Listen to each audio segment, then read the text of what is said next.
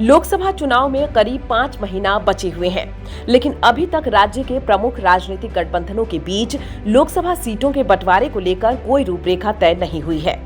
NDA के घटक दल अपने हिसाब से सीटों पर दावेदारी पेश कर रहे हैं। एनडीए के भीतर सीटों की पेंच को सुलझाना आसान नहीं दिख रहा। मुख्य पार्टी भाजपा कम से कम 30 सीटों पर खुद चुनाव लड़ना चाहती है। वहीं बाकी सीटों को सहयोगी दल लोजपा के दोनों गुट उपेंद्र कुशवाहा और पूर्व सीएम जीतन राम मांझी की पार्टी के बीच बांटा जा सकता है। सबसे बड़ी समस्या चाचा भतीजा की पार्टी रालोजपा और लोजपा को लेकर है।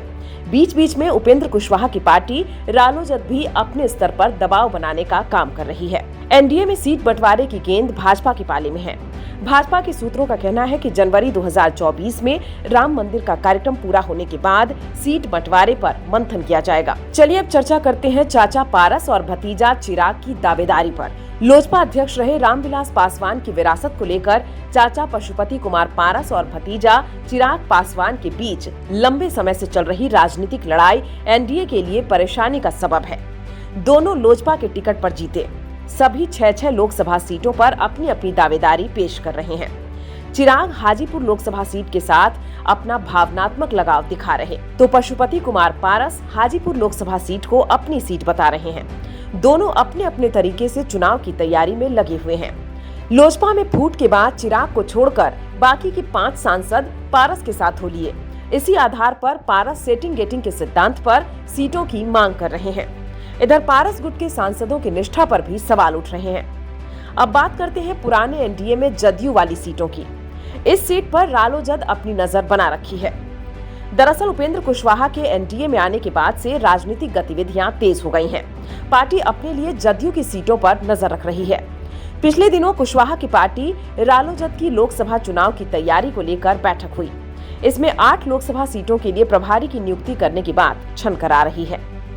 इनमें झंझारपुर, सुपौल, मुंगेर, वाल्मीकिनगर, सीतामढ़ी, जहानाबाद, काराकाट और सिवान शामिल हैं। 2019 के लोकसभा चुनाव में यह सभी सीटें एनडीए के भीतर जदयू को दी गई थीं। अभी यहां जदयू के सांसद हैं। इन 8 लोकसभा क्षेत्रों में कुशवाहा की पार्टी ने 2024 के लोकसभा चुनाव के पहले बड़ी रैली और गहन जनसंपर्क की योजना बनाई है।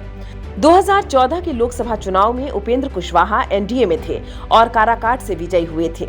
उनकी ही पार्टी के रामकुमार वर्मा ने सीतामढ़ी सीट से जीत दर्ज की थी, जबकि 2019 लोकसभा चुनाव में एनडीए से बाहर होकर चुनाव लड़े और चुनाव हार गए। इधर मांझी की पार्टी हम भी 4 सीटों पर अपनी दावेदारी कर रही है। पूर्व मुख्यमंत्री जीतन राम मांझी ने महागठबंधन से अलग होने के बाद एनडीए का दामन थाम लिया है। उनकी पार्टी भी एनडीए से गया और जमुई समेत 4 लोकसभा सीटों की मांग कर रही है। मांझी अभी एनडीए के पक्ष में लगातार बोल भी रहे हैं, जबकि जमुई सीट से एनडीए की पुरानी सहयोगी पार्टी लोजपा के अध्यक्ष चिराग पासवान सांसद हैं।